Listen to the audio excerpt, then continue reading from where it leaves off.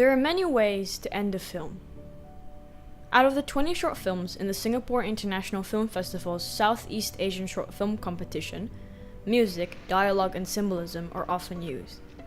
However, my personal favorite way to conclude a film is the look. The look is very hard to use outside of film because it is silent and private.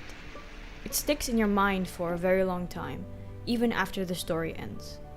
Today, I will be exploring the look with these 3 short films. A character's expression can help us sympathize with them and understand their emotional state.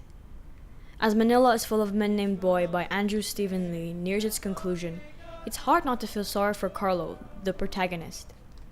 Attempting to make a good impression, he hired a teenage boy to accompany him to his estranged father's birthday, only for his fake son to steal the spotlight. And as the film finishes, he takes a seat, deserted and alone, in the small restaurant along the road. The shot is focused entirely on him attempting to prevent his emotional breakdown, unable to hide his desperation. After hearing yet another "sorry for your loss" about Michael Jackson because of his American accent, instead of reiterating that they aren't related, even if he is from the US, Carlo dejectedly takes the condolences for his own situation. Additionally, a single change in facial expression can completely redirect the character's trajectory and mood. Throughout Kado by Aditya Ahmad, it's clear that Isfi, whose journey we follow, is struggling with the concept of gender identity. We can see Isfi wonder why people can't choose the bodies they're born with, desiring a different physicality, and forced to change clothes to fit gender stereotypes.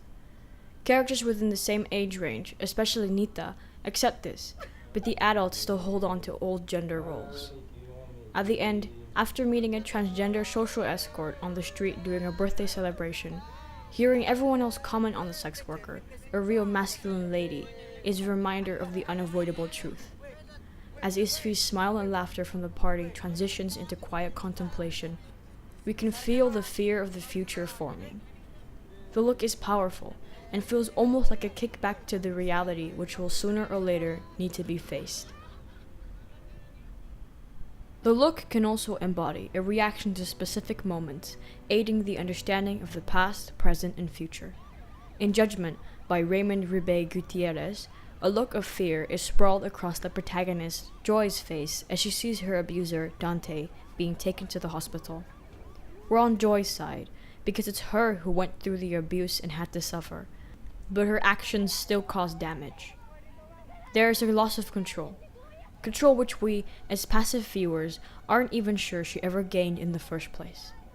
Her reactions detached from the moment, almost as if the situation isn't being fully comprehended as she sees Dante, possibly dead, being hauled into an ambulance. And as the shot cuts to black, the audience isn't left with a clear sense of resolution, but instead with an unpleasant feeling about what might happen next. The look is the one method of ending a film which really urges you to think about what will happen after the story ends. Boy. It mirrors reality because it doesn't present a conclusive finale, but suggests continuation. To me, it's a sign that Southeast Asian culture is slowly moving forwards. Reflected in these films, it's clear to see that people are beginning to become more open to traditionally unspoken topics, allowing the stories to carry on into the real world.